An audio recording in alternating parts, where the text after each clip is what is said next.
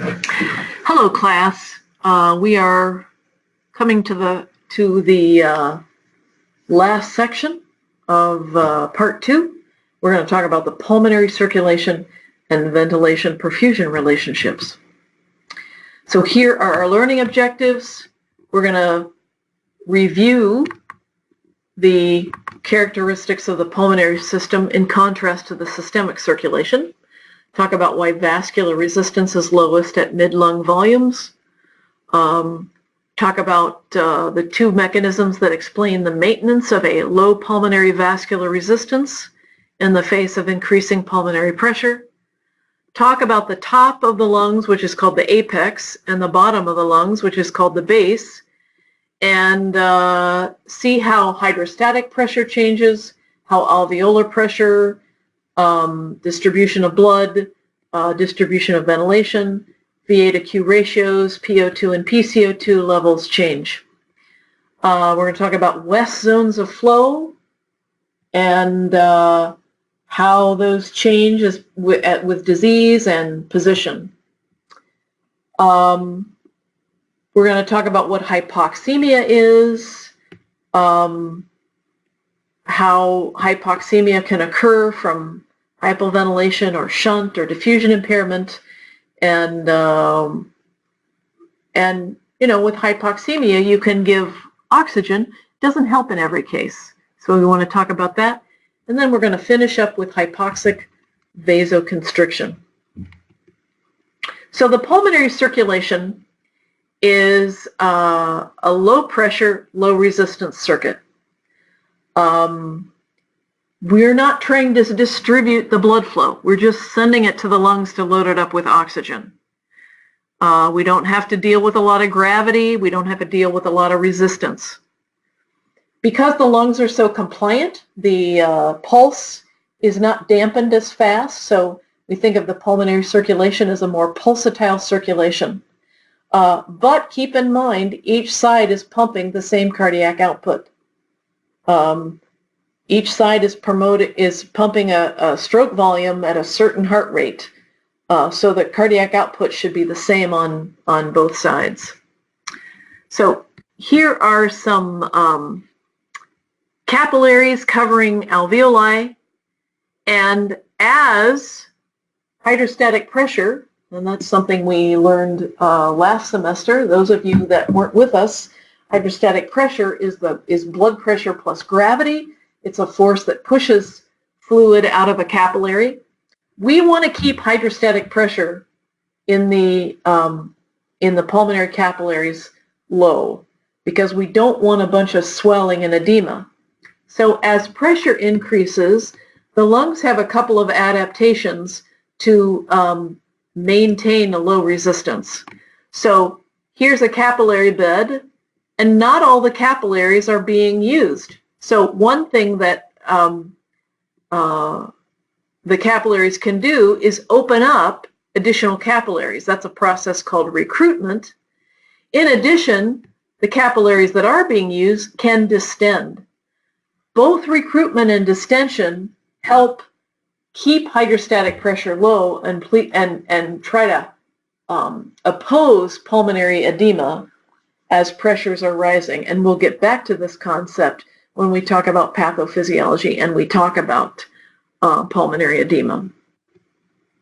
Vascular resistance is going to change with volume. So as you expand the lungs, the blood vessels get bigger, and as you exhale, the blood vessels get smaller.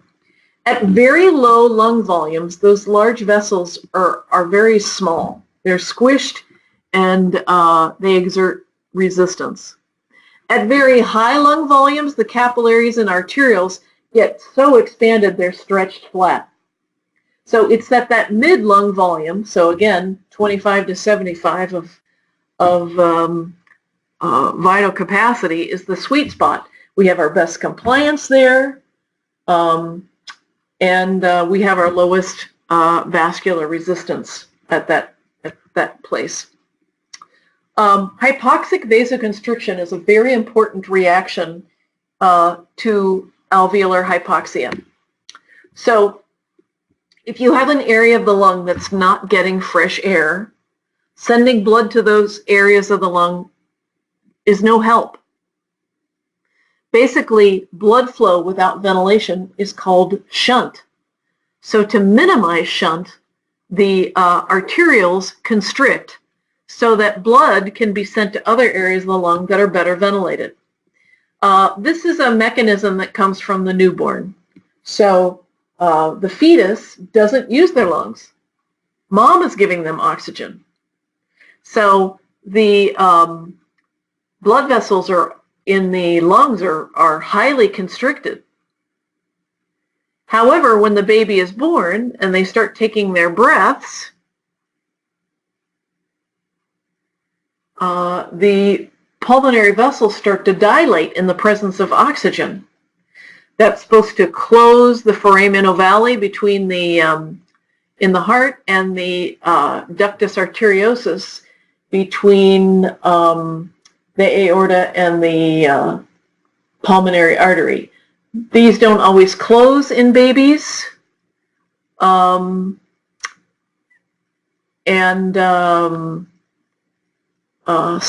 it can take some time. It's not like it happens instantaneously. It can take a matter of hours and maybe even longer than that for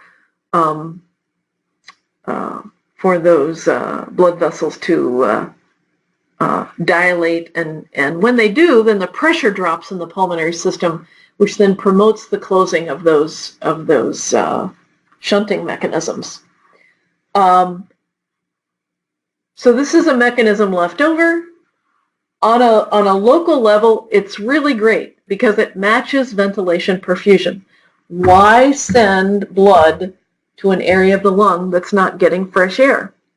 The problem is, of course, if there's global hypoxia. What if there's hypoxia all over the place because of lung disease or because you've gone to altitude or whatever? That means there's vasoconstriction all over the lungs, and that causes pulmonary hypertension. And we will get back to pulmonary hypertension in our pathophysiology section. Here's a diagram from your textbook. Here's a couple of things that happen. If you have areas of the lung that are not being properly ventilated, then you have alveolar hypoxia and the pulmonary vessels constrict. That matches perfusion and ventilation. There's also a mechanism where if you have decreased blood flow to an area of the lungs, that lowers alveolar PCO2 and you'll get bronchoconstriction. Again, that matches ventilation and perfusion. So on the local level, these are great mechanisms. It's difficult if you have global problems. Alrighty, so here's some lungs. And I want to remind you that gravity has an effect on hydrostatic pressure. So if the heart's about here, above the level of the heart, hydrostatic pressure is subtracted from blood flow. Below the level of the heart, hydrostatic pressure is added to blood pressure. So there's a gradient in hydrostatic pressure from the top to the bottom. As a result, the best perfusion is in the bottom of the lungs. All right, so that leads us to something called West's zones of flow. So John West is the inventor of this, or the discoverer of this concept. So at the top of the lungs, because of very low hydrostatic pressure, we don't have great perfusion, very minimal perfusion versus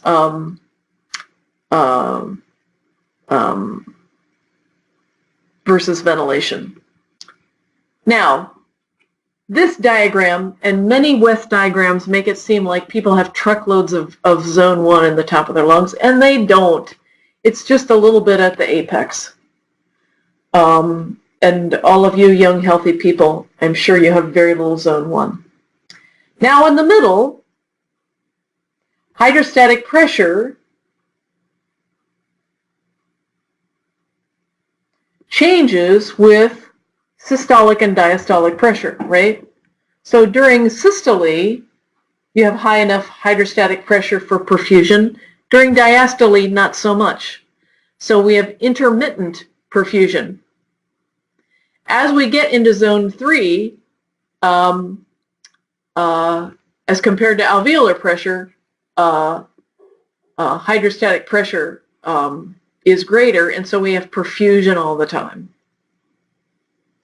If someone is lying on their side, we had a discussion in class the other day about somebody on their side because one lung was being operated on. If somebody is lying on their right side so their left lung can be operated on, then the bottom lung is going to be maybe half zone 3 and half zone 2. And there would be zone 1 in the lung that's being operated on. But we'd have great ventilation perfusion in the other lung, for example. If somebody is on a ventilator and that increases alveolar pressure over the pressure in the capillaries, that can increase some areas of zone 1. If somebody's standing on their head, then zone 1 is going to be at the base of the lung. So gravity has effect on hydrostatic pressure, and if hydrostatic pressure is greater than alveolar pressure, then you can get the blood through the capillaries. If alveolar pressure is greater, it's going to squish those capillaries flat, and we're going to have a hard time with flow. If somebody has zone 1, it's at the apex of their lungs, and this makes it look like a third of your lungs is zone 1, and that's just not how it is. But when you find it, it's at the apex. All right, ventilation versus perfusion. If we look at the top of the lung, there's less perfusion. As we go down towards the base, perfusion goes up. Same thing with ventilation. Top of the lungs are the apex are probably pretty expanded. The base has a place to expand. So as we go from the apex to base, we have an increase in perfusion or blood flow. And as we go from apex to base, we have an increase in ventilation. But they don't change at the same rate. Oh dear. Which means if you take a ratio, the top or the apex has relatively more ventilation than perfusion. So the ratio of alveolar ventilation to flow is, say, 3.3. That means the top of the lung looks more like dead space than it looks like a good 1-to-1 ratio. So PO2 will be elevated, PCO2 will be depressed. But this is not a lot of area. In the middle somewhere, we have a VA to Q ratio of 1. Whoops. This is 1. So here in the middle somewhere, we have a beautiful match of perfusion and ventilation. PO2 is 100, PCO2 is 40. But that's really not over the whole lung. At the base, something interesting is going on. More perfusion than ventilation. Remember, we're taking ratios. There's more perfusion at the bottom. There's more ventilation at the bottom. But when we take the ratio, there's more perfusion than ventilation. So this ratio, VA to Q, is less than 1. That depresses the PO2. You have more blood than you have delivery of gas. So PO2 is depressed. PCO2 is elevated. So the bottom of the lung is more like shunt than a 1-to-1 ratio. So ventilation with 0 perfusion is dead space. More ventilation than perfusion approximates dead space.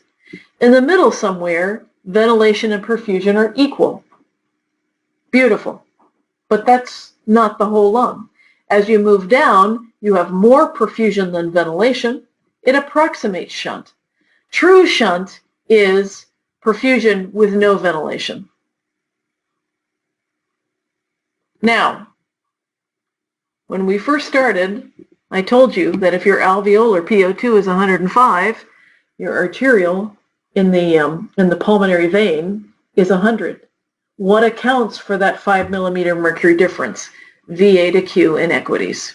When you take your board exam, they'll try to fool you and say it's because CO2 is more soluble, or CO2 diffuses faster, or some nonsense like that.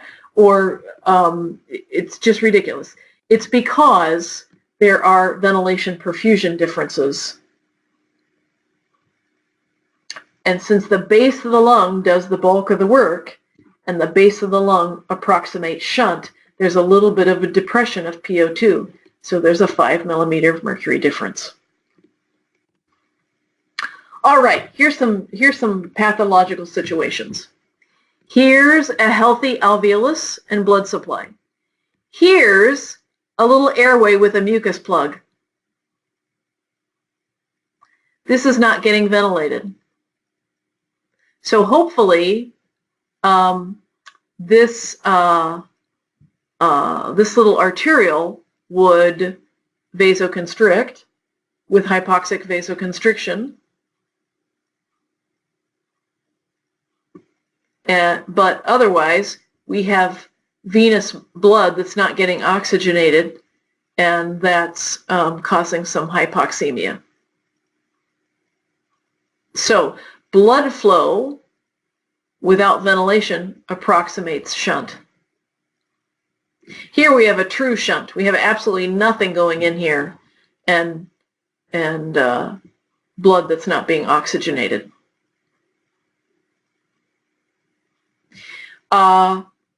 And then here we have a situation where we have a blood clot here. We're not getting perfusion, and we'd want to bronchoconstrict here. So it's like we're adding dead space. If we did our little Bohr equation, we'd have a value that was more than what we got from Fowler's method. Remember that? All right. Now let's look at this. This is a true shunt. I'm getting absolutely no ventilation here. And blood is completely bypassing ventilation. In this person, it's going to do absolutely no good to give them 100% oxygen, because the oxygen can't get to the blood we need to oxygenate. So if you have many VA to Q inequities, many diffusion impairments, giving oxygen is very helpful. In the case of shunt, 100% oxygen is not helpful. All right. So this is the end of our second lecture. And I hope you're finding these videos helpful. I'm a little bit concerned about how the sound is coming out. I'm sure you'll give me feedback about that. I thank you so much for how hard you study and how hard you work, and how fun you make class. And so keep up the good work, and I'll see you next time.